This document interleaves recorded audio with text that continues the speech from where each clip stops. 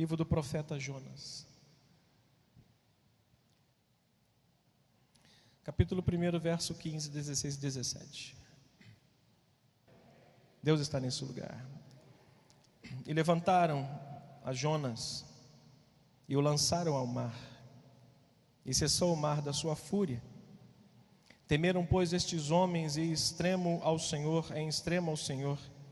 e ofereceram sacrifícios ao Senhor e fizeram votos. Deparou o Senhor um grande peixe para que tragasse a Jonas, e este esteve 3 dias e 3 noites no ventre do peixe. Nosso Deus, esta é a tua santa palavra. Prepara-nos o coração para recebermos, ó Deus, qualquer que seja a orientação no nosso coração vinda do Senhor. Ela é boa, agradável e perfeita. Ela é doce como mel e como destilados favos, Senhor. Fala conosco, prepara o nosso coração em nome de Jesus. Amém. Ocupe o seu lugar, por favor. Meus irmãos, a gente está de olho num texto que a gente já passou, olhar nele dezenas de vezes. Só que o que eu pedi ao Senhor nesses dias foi para que o meu olhar pudesse ser direcionado ao olhar dele, a esse texto, para que eu pudesse enxergá-lo de uma forma diferente daquilo que eu tenho costumeiramente enxergado e pregado já algumas vezes essa palavra. Não sei quantas vezes, já ouvi, já preguei, já ouvi também várias vezes, mas eu queria olhar de modo diferente. Eu olhei para esse texto e vi que na vida deste homem, ele fez muitos movimentos. Todo movimento que Jonas fez a partir do capítulo 1 do chamado dele, fora feito na direção contrária daquilo que Deus havia chamado prioritariamente a sua vida. Tudo que Jonas fez foi contrário ao que o Senhor tinha determinado para a sua vida. E a gente pode olhar isso dentro do capítulo 1. Dentro do capítulo 1 nós vamos ver Jonas se movimentando de forma contrária àquilo que Deus tinha falado para ele. Vá para lá, ele foi para cá, e todos nós sabemos a história, isso já é algo que nós entendemos. Mas deixa eu pensar com os irmãos sobre essa situação. A vida tem 2 caminhos. Diga comigo, a vida tem 2 caminhos. Diga, a vida tem 2 portas. Ou na vida há sempre 2 portas, 2 caminhos, 2 estradas para que nós possamos escolher. A vida nos proporciona o direito, ou não sei se eu posso chamar assim, de portas abertas diante de nós, em que nós podemos escolher entrar por ela ou não. Caminhos que nós podemos seguir ou não seguir. Há um lugar onde nós temos uma felicidade temporária, que nós podemos entrar por essa porta e vivemos uma felicidade temporária, e nós também temos uma outra porta que Deus nos permite entrar, se quisermos, que nos leva a uma felicidade eterna ao seu lado. Nós lemos o texto do capítulo 14 de Lucas, onde Jesus antes faz um convite, fala da grande ceia, e ele ali faz convites a várias pessoas, e várias pessoas se dão por escusados e não querem, é a opção delas. E Jesus fez o convite a uns e eles se deram por escusados e não foram, fez convite a outros, também não. Quando ele se depara com um grupo de pessoas que desejavam entrar por aquela porta e participar daquela grande ceia, ele observa as multidões e começa a falar, olha, e vendo as multidões, ele diz, por causa do que ele viu, por causa do que as multidões estavam ali vendo, ele disse, se alguém não quiser vir após mim, ou quiser vir após mim, não negar a si mesmo, tomar a sua cruz, não abandonar mulher, mãe, pai, tudo, não pode ser meu discípulo. A vida tem 2 caminhos, 2 portas, 2 estradas. Eu posso escolher uma vida feliz, temporária, e posso escolher uma vida feliz eterna, mas tem um preço, custa um preço. Podemos ser como os crentes lá da igreja em Pérgamo, andar de mãos dadas com Jesus e ao mesmo tempo com o mundo, mas eu não posso amar os 2. Eu posso até mesmo escolher andar de mãos dadas com o mundo e com Jesus ao mesmo tempo, só que eu não posso amar os 2 ao mesmo tempo, porque um eu vou amar e o outro eu vou aborrecer. Jesus disse isso. Eu posso me tornar como uma igreja, um crente de Pérgamo. Eu posso me tornar como um crente da igreja de Sardes, que pensavam que podiam fazer alguma coisa sem Cristo. Nós não precisamos de Jesus. Eu posso viver a minha vida e dizer: eu não preciso de Jesus, mas Ele disse: sem mim, nada vocês podem fazer. A vida é uma vida feita de escolhas, e as escolhas que fazemos agora, diga comigo, a escolha que eu faço agora, pode e vai determinar um amanhã repleto de luz ou de trevas na minha vida. A escolha que eu faço agora, eu posso querer andar de mãos dadas com o mundo e optar, e assim eu fazer, mas a minha felicidade vai ser temporária e cheia de trevas. Mas se eu quiser escolher um caminho de luz, um caminho de renúncia e de obediência a Cristo, eu vou viver uma vida plena aqui e prometida lá em cima. O que talvez Jonas, no capítulo 1, não tivesse percebido é que todo o movimento que ele escolheu, toda a escolha que ele fez, todo o movimento que ele fizer, irmãos, levou somente a um só lugar, a uma só direção, a uma só estrada e a um só destino: para baixo e para longe de Deus. O caminho que a gente faz, a escolha que a gente faz na vida, só nos leva para isso: ou para cima ou para baixo, para perto ou para longe de Deus. E hoje, o que você escolhe? Viver perto, na luz, ou viver longe nas trevas? A vida nos dá essa alternativa. O Evangelho não nos dá essa alternativa. O Evangelho é uma entrega total, é uma abnegação, entrega total a Cristo, e dizer: Senhor, Tu é Rei na minha vida. No domingo passado à noite, eu falei das 4 marcas, das 4 características de um homem que o Deus não reside, não preside mais da sua vida. É um homem que ele vive de modo que o mundo tomou conta da sua vida, das suas escolhas, das suas decisões, e o próprio Deus, diz o texto de Romanos 1, verso 19 até o 32, e o próprio Deus o entregou às paixões mundanas. E é interessante que esse mesmo homem que entregou-se às paixões mundanas e foi liberado por Deus para viver esse mundo devasso, ele sabe a sentença final da sua vida. Irmãos, quem é salvo sabe, quem é perdido também tem consciência disso. Quem um dia esteve na presença de Deus, andou com Cristo e abandonou o caminho do Senhor, sabe que a sentença final da sua vida é morte e trevas. Quem está perseverante na presença de Deus até hoje, vivendo aflições, lutas, sabe que o destino final deles é a glória do Pai. Por isso, alegra o teu coração, porque o final dessa história não é aquela da novela das 8, não, que tudo parece estar ruim, no final aquela história bonita parece. Não, a história do crente é verdadeira, é bíblica, é real. Deus prometeu e Ele vai cumprir essa palavra. Podemos chorar aqui, mas lá em cima será enxugada toda a nossa lágrima. Escolha o caminho certo. E ele parece que percebeu, que não percebeu, que a escolha que ele fizera só levou ele para a direção de baixo e para longe de Deus. Que escolha você tem feito na sua vida para te aproximar de Deus mais? Que escolha nós temos feito na vida para nos chegar mais perto de Deus? Irmãos, alguns movimentos ou escolhas que a gente faz ao longo da nossa vida, visivelmente parecem tão direitos, tão certos, tão bons, que a gente pensa assim: é impossível dar errado. Já fez aquela escolha, já tomou aquela decisão de dizer assim: é ruim de dar errado, hein? Quantos já fizeram? Já fez? Seja corajoso, eu já fiz.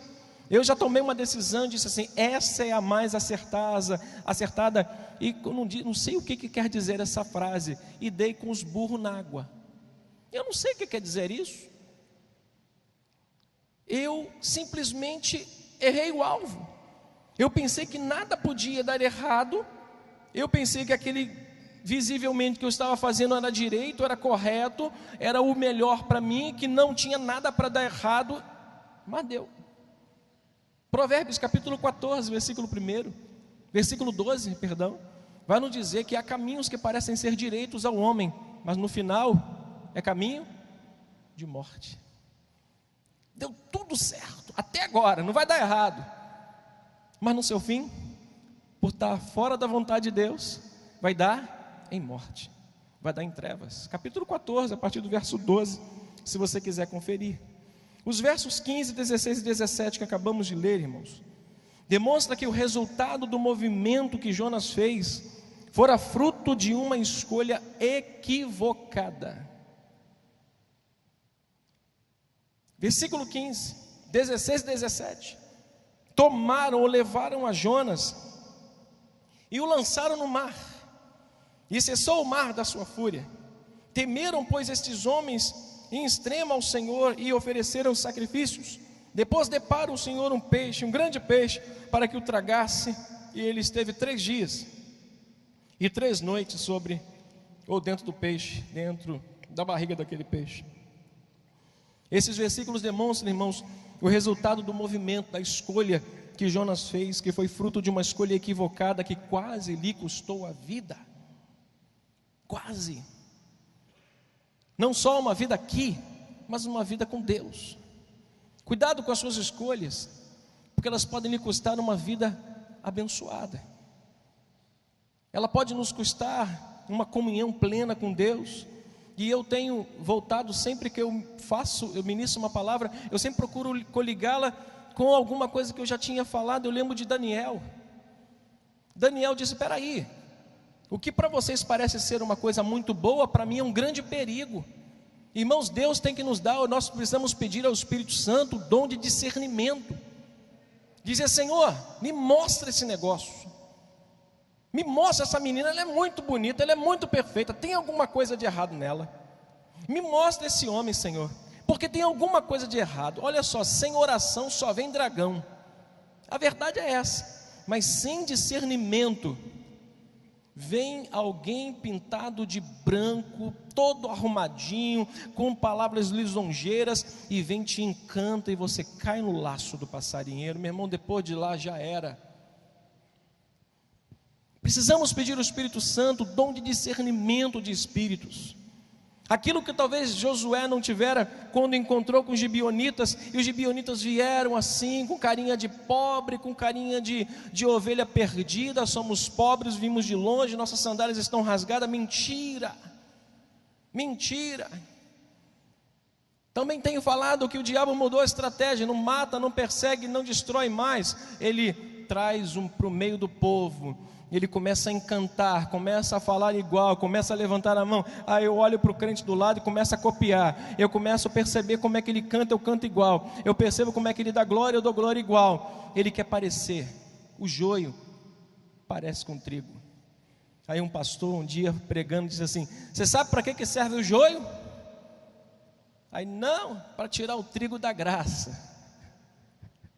Mas é verdade.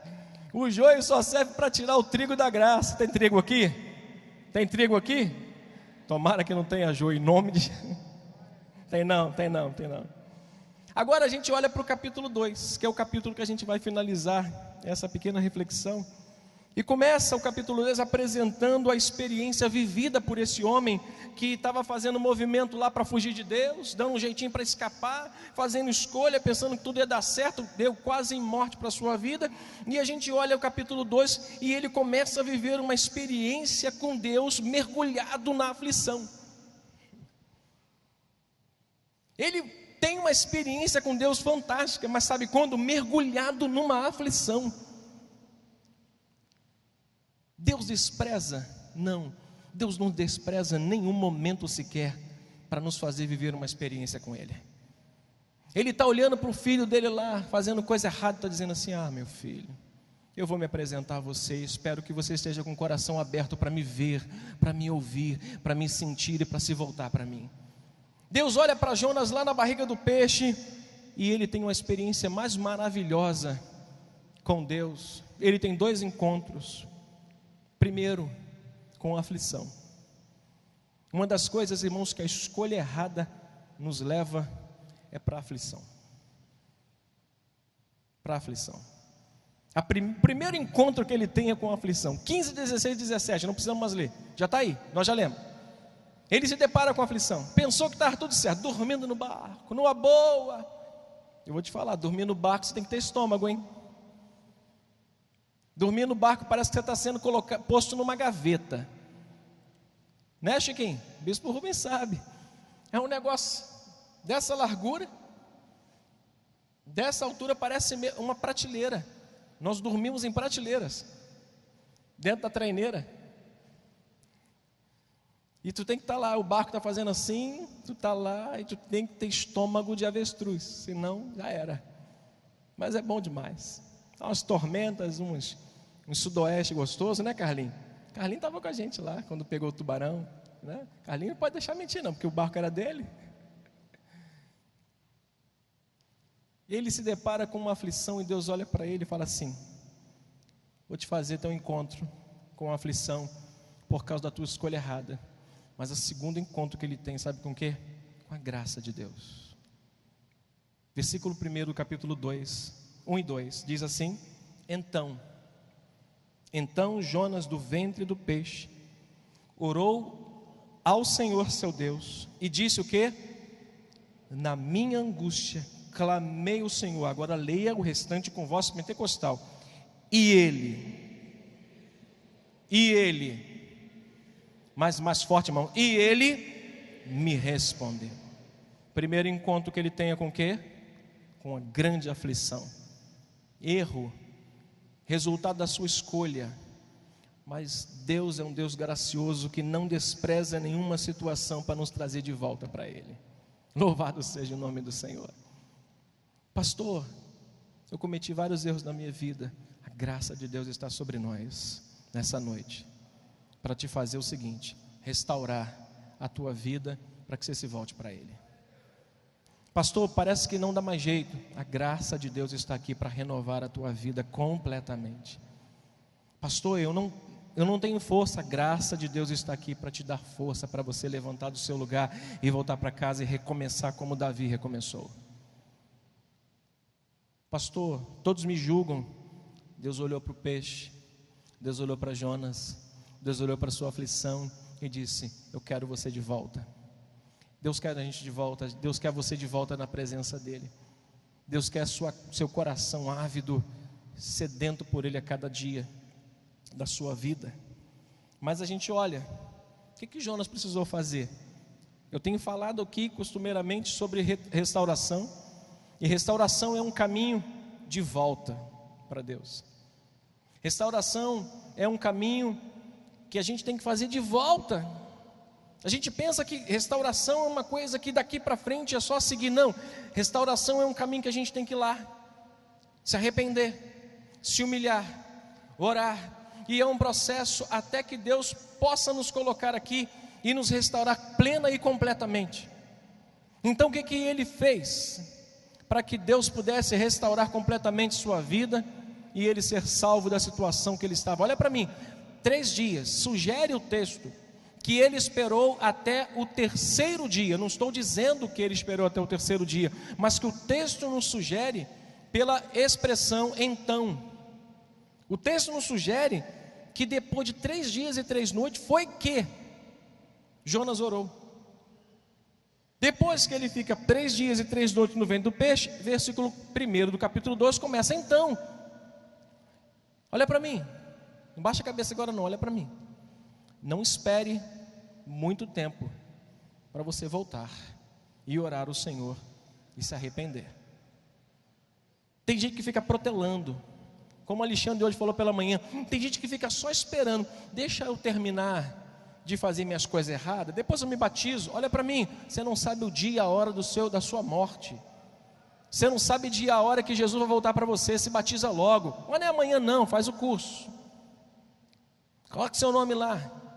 Não espera muito tempo, não passa muito tempo, porque Jonas, aparentemente, o texto me sugere pensar assim, que só depois de 3 dias ele foi orar.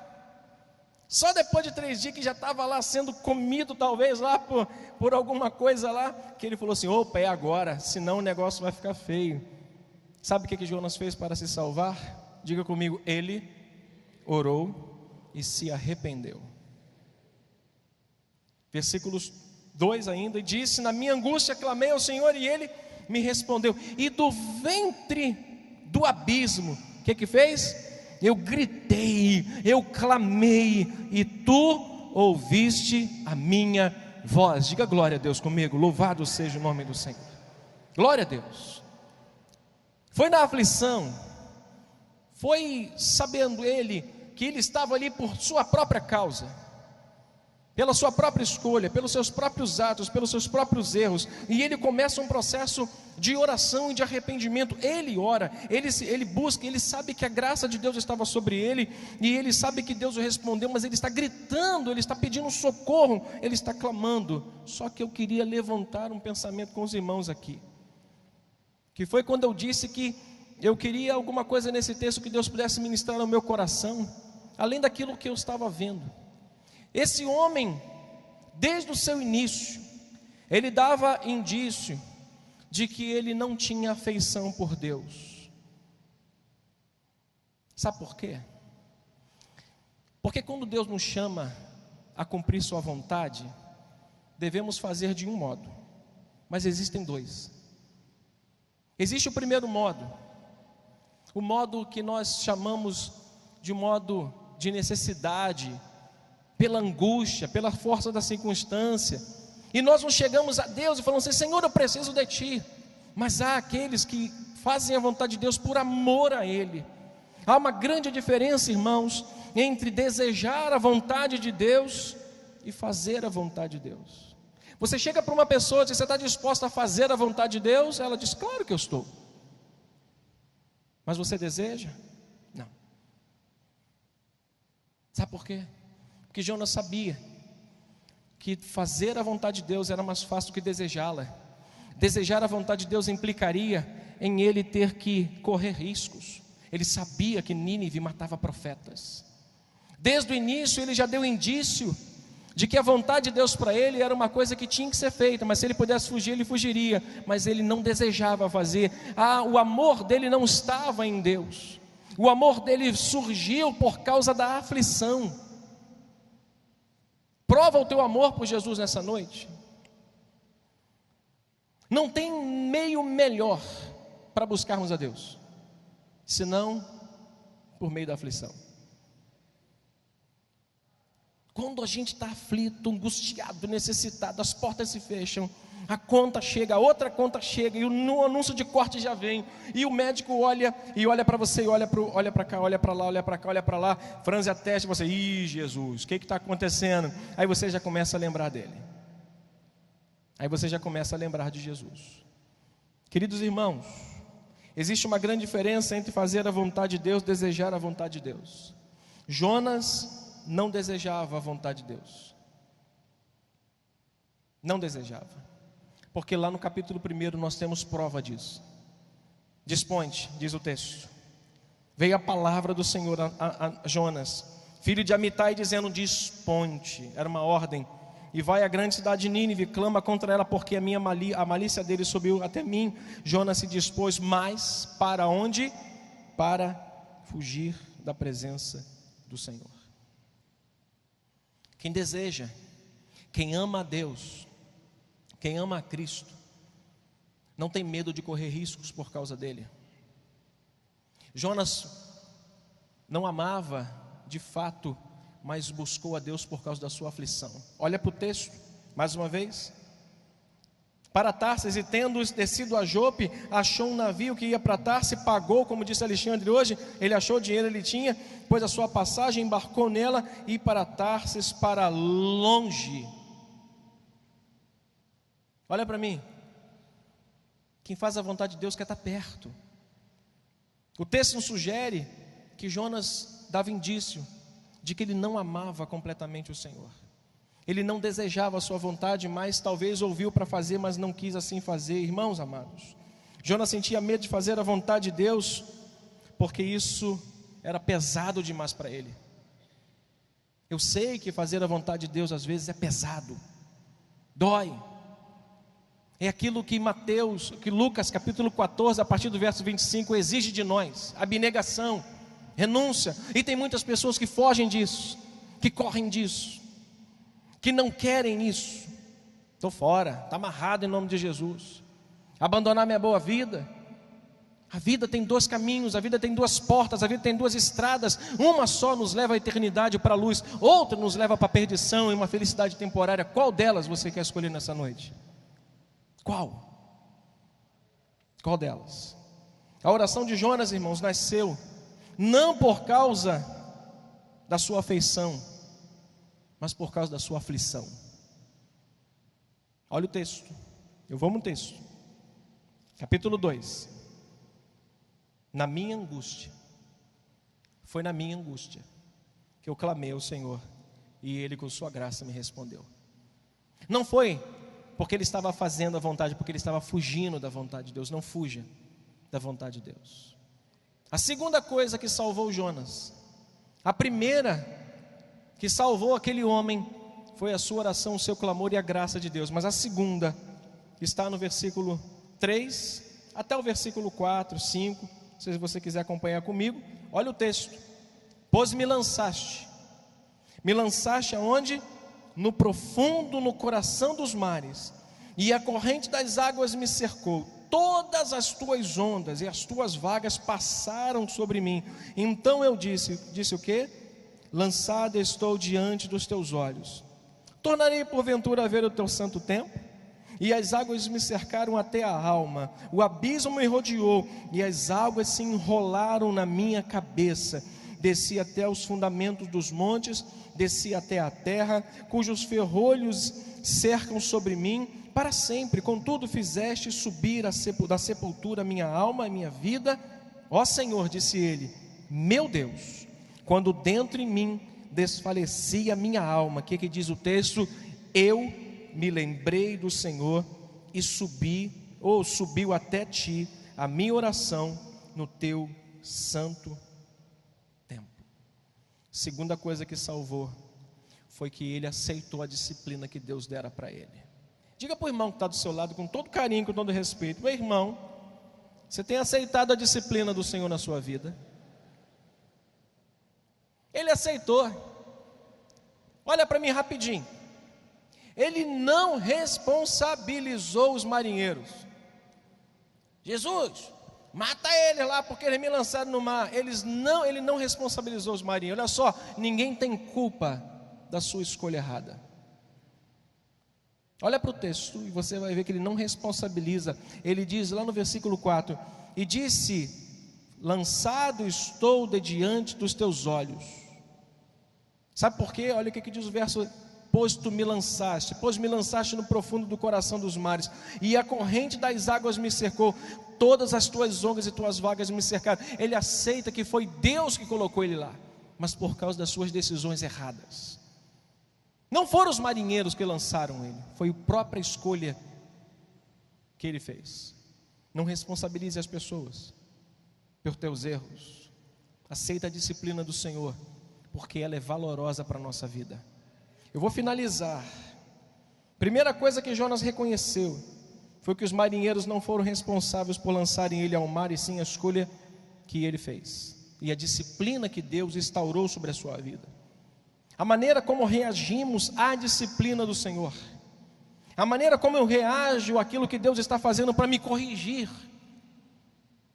E você sabe o que uma coisa me chama a atenção? É que hoje nós estamos numa era tecnológica. Corrigir no computador é mais fácil do que corrigir quando nós escrevemos a caneta ou a lápis. Porque quando nós erramos alguma coisa no lápis, o que a gente faz? Pega uma borrachinha, apaga, sopra, faz aquela sujeira danada que a sua mãe tem que limpar. Quando você escreve errado com uma caneta, o que você faz? Você pega um liquid paper ou tenta dar aquela rasurada, fica feio. Quando você quer fazer uma correção no computador, você passa o mouse, joga em cima, digita de novo, dá um delete e digita de novo. É mais fácil.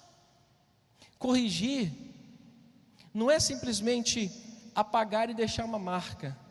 A correção de Deus não vai deixar marca na sua vida. A correção de Deus é para apagar tudo e escrever de novo. Aceita a correção de Deus, porque Ele quer apagar tudo e escrever de novo na sua vida. O sentido de correção aqui é essa: ele aceita que Deus esteja interferindo na vida dele, apagando o seu passado, perdoando o seu pecado, levando ele para a boca do peixe. levando ele para que os ferrolhos do mundo, as algas cercassem. Eu fico imaginando as algas cercando a cabeça daquele cara e trancando o pescoço dele. Eu fico imaginando a angústia dele dentro da barriga do peixe. Mas ele aceita, olha para mim, aceita a disciplina de Deus. Eu vou te falar por que você deve aceitar. Hebreus capítulo 12. Aí a gente finaliza com esse texto. Hebreus 12. Existem algumas maneiras que a gente pode reagir à disciplina de Deus, e Hebreus nos sugere algumas formas aqui, e eu queria sugerir também para os irmãos. Primeira, capítulo 12, versos 5, 4, para a gente seguir até o 11. Diz o texto, vamos juntos? Se você não quiser ler, só acompanhe. Ora, na vossa luta contra o pecado, ainda não tendes resistido até o sangue, e estáis esquecidos da exortação, como a filhos, discorre convosco. Filho meu, o que diz o texto? Não menospreze a correção que vem do Senhor. A primeira maneira que a gente pode reagir à disciplina do Senhor é essa: menosprezá-la, tratá-la indignamente, tratá-la por menos. Não, Deus perdoa, aceita a disciplina do Senhor, reaja a ela dessa forma, não menospreze. Nós podemos agir assim: não menospreze a correção que vem do Senhor, nem fiquem desmaiados, desanimados, quando por eles for reprovado. Olha para mim, é muito ruim ser reprovado. Eu vou fazer uma pergunta aqui que alguns não vão querer responder, com vergonha, mas clássica pergunta: quantos aqui ficaram reprovados uma vez na prova de autoescola? Vou virar a cara, peraí. Quantos aqui já ficaram reprovados na prova de autoescola, naquela prova de baliza? As mulheres têm um discernimento sobre direita e esquerda, que é uma coisa fantástica, né? Liga a seta para a esquerda, esquerda. Liga a seta para a direita. Não estou falando da minha esposa, senão ela me pega em casa. Não menospreze, não desanimem. Ninguém gosta de ficar reprovado, né? Mas Deus, quando reprova aqui, Ele não reprova para que a gente venha a desanimar, a desmaiar e menosprezar. Ele faz isso aqui no versículo 6, porque o Senhor corrige a quem ama, Ele reprova para nos provar o seu amor, para nos dar a homologação de filhos, para nos provar que somos filhos de Deus. Estava voltando do Rio com meu filho ontem, com a minha esposa, e ele fez uma bagunça onde eu estava. Quando eu parei perto dele, baixei minha cabeça e disse assim: no carro a gente conversa. Ele: papai, você está chateado comigo? Eu falei: eu estava dizendo para ele: estou reprovando a sua atitude. Chegou no carro, andei uns 15, 20 quilômetros. Papai, o senhor está chateado comigo ainda? Por que a gente não é assim com Deus, né? Todo dia a gente dobra o joelho no chão e fala assim: Senhor, o senhor está chateado comigo ainda? Senhor, o senhor ainda está triste comigo? Aí eu: papai, o senhor está triste comigo ainda? Aí a Denise falou assim: filho, resolve logo esse negócio. Eu falei: não, rapaz, fica tranquilo, você já está fora do castigo. Ele: ufa. Que ninguém gosta de ficar reprovado, ninguém gosta de ter que voltar à série, mas é porque Ele corrige e açoita a quem Ele quer bem, a quem Ele ama. Aceita a disciplina. A vitória desse homem, a transformação dele, a restauração veio por causa que ele aceitou a disciplina do Senhor. Sai daqui nessa noite dizendo: Senhor, aceita a tua disciplina. Quer me corrigir? Pode me corrigir, porque eu sei porque o Senhor me ama e me quer muito bem. Eu finalizo. A disciplina é para o crente como o treinamento é para um atleta. Diga comigo: a disciplina é para o crente como o treinamento é para um atleta. Quer ser treinado para ser um crente melhor? Verso 11: toda disciplina com efeito, no momento não parece ser motivo de alegria. Faz musculação um dia sem ter experiência, vai ficar no outro dia em pé, tu fica todo assim, ó. Tu vai pegar um copo assim, ó. Tu vai levantar, tu vai subir um degrau assim, ó. Vai amanhã fazer academia, nunca tendo feito. No outro dia tu não é ninguém, tem que tomar 5 Dorflex. Toda disciplina com efeito no momento parece não ser motivo de alegria, mas de ao depois. Entretanto, produz o quê? Fruto pacífico aos que têm sido por ela exercitados, fruto de justiça. Aceitou a disciplina, foi abençoado e voltou a fazer a vontade de Deus. Aceita a disciplina, ore, se arrependa e que Deus te abençoe abundantemente. Fique com essa palavra no seu coração. Curve sua cabeça, vamos orar. Nosso Deus, nosso Pai querido, nós agradecemos a Ti por a santa palavra que nós acabamos de ler e ouvir. Que o nosso coração, como diz teu servo Bispo Rubem, nunca se canse de ler a Tua palavra. Ah, Senhor, são como favos de mel, como destilados favos na nossa boca. Que os nossos lábios nunca se cansem de deliciar essa palavra, Senhor. Que o Senhor nos ajude a cada dia a amar e obedecer e desejar ardentemente a Tua vontade, em nome de Jesus. Amém.